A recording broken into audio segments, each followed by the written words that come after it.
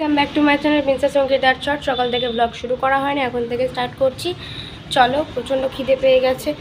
এখন সাড়ে 10টা কি 11টার মতো বাজে। তো কিছু খাইনি সকাল থেকে, প্রচণ্ড খিদে পেয়ে গেছে। চলো ভাতটা খেয়ে নিই, তারপর আবার ব্লগ স্টার্ট করব। কাজ সব বলতে মোটামুটি সব কাজই শেষের দিকে, শুধু ঘর মোছাটা বাকি আছে রোজকার মতো। তো চলো দেখতে হবে, সময় থাকো আশা করি ব্লগ। সো বন্ধুরা, তারপর আমি আলু সিদ্ধ, কচু সিদ্ধ দিয়ে ঘি দিয়ে লবণ দিয়ে ভাতটা খেয়ে নিয়েছিলাম, খুব ভালো লাগছিল খেতে। আর এখানে মাকে বারণ করা সত্ত্বেও আমার মাতাজি তো কাজ ছাড়া কিছু শোনেই না, দেখেই না চোখে। দেখো কিভাবে কাচাকুচি করছে। আমি বললাম এত খাটো পরে বুঝবা, এমনিতে তো মাজার হাড় ভেঙে বসে আছো। অ্যাকচুয়ালি মাজার হাড় ভাঙেনি, 3টে হাড় ক্ষয়ে গেছে। কারণ আমি যখন হয়েছিলাম, বোন যখন হয়েছিল, আবার একটা অপারেশন হয়েছে টিউমারের।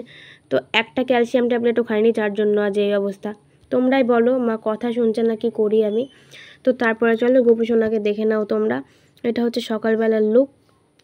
গোপুসোনা লাল জামা পরে এখানে বসে আছে। এই জামাটা কিন্তু গোপুসোনা নতুন জামা। আর দেখো গোপুসোনা কি সুন্দর হাসি মুখু করে বসে আছে। মা একটু ফুল দিয়ে দিয়েছে চরণে, বেশি ফুল দিয়ে দেয়নি, কারণ দুপুরবেলা তো পুজো করতে হবে, তার জন্য অল্প ফুল দিয়ে দিয়েছে। আজকে বেশ হাসি করছিল গুপু, খুব হাসছিল দেখে মনে হচ্ছে। মানে সামনে থেকে অতটা বোঝা যায়নি, বাট ক্যামেরা থেকে বেশি বোঝা যাচ্ছিল। ও বিস্কিট খাচ্ছে এখানে, ক্রিম বিস্কুট। আর এই যে ওর বিছানার বেড কাভারটা একটু নোংরা হয়েছিল, তার জন্য মা কাঁথাটা পেতে দিয়েছে। আর খালি বিছানা রাখলে তো পোকামাকড় পড়বে, তার জন্য। আর আজকের মেনুতে কি আছে চলো দেখে নিই। আজকের মেনুতে আছে ডিম, এগ কারি, যেটা আমার সবথেকে বেশি ঘেন্না লাগে। আমি ডিম একদমই খেতে পারি না। ওই দিন মামাকে জোর করে একটা ডিম খাইয়েছিল, তো সেদিন রাত্রেবেলা আমি ভাতই খাইনি, ডিমের তরকারি হয়েছে বলে। মানে দুপুরবেলা ডিম খেয়ে আমার এত গা বমি দিচ্ছিল যে আমাকে হাজমোল্লা জোয়ানেও ঠেকাতে পারছিল না। তার জন্য রাত্রেবেলা আমি মুড়ি খেয়েছিলাম, যে মুড়ি খাবো, তাও বলে আমি ডিমের তরকারি দিয়ে ভাত খাবো না।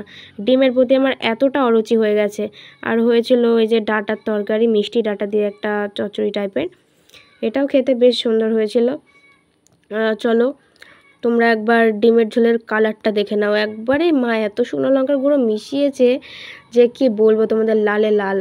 মা যদি ভিডিওটা দেখে না, আমার পিঠে পড়বে, তখন দমাদম বলবে। কারণ বাবার চোখে পড়লে পারে বাবা তো জেনে যাবে মা তরকারিতে শুকনো লঙ্কার গুঁড়ো দিয়েছে। আমি জানি মা তরকারিতে শুকনো লঙ্কার গুঁড়ো ইউজ করে, বাট সবসময় না, এই ডিম চিকেনের সময়। আর বাবা এটা জানে না। কইতে আসে।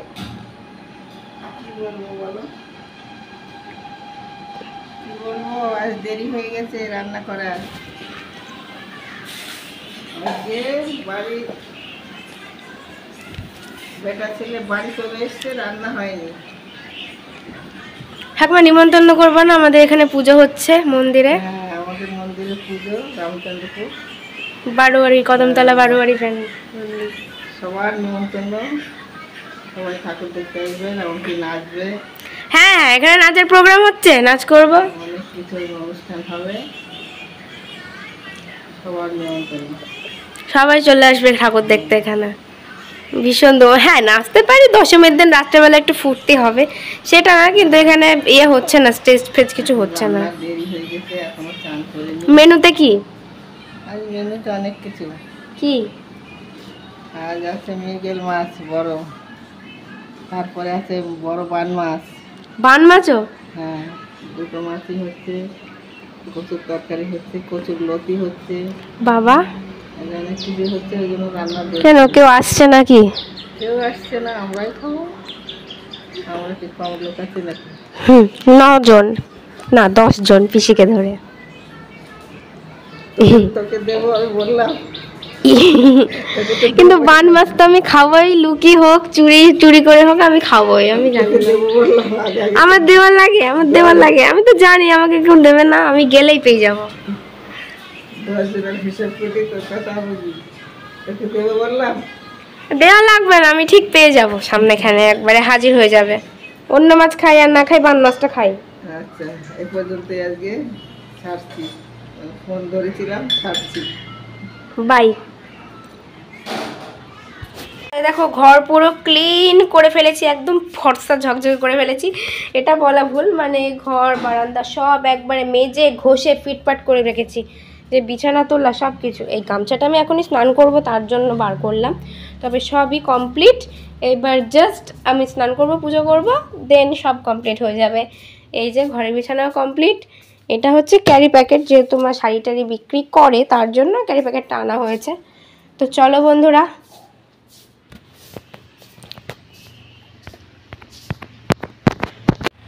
তো বন্ধুরা চুল তো আমার একদম গেছে, চুল প্রচণ্ড বলতে মাথা আঁচড়ালেই চুল উঠছে, আগে উঠতো না।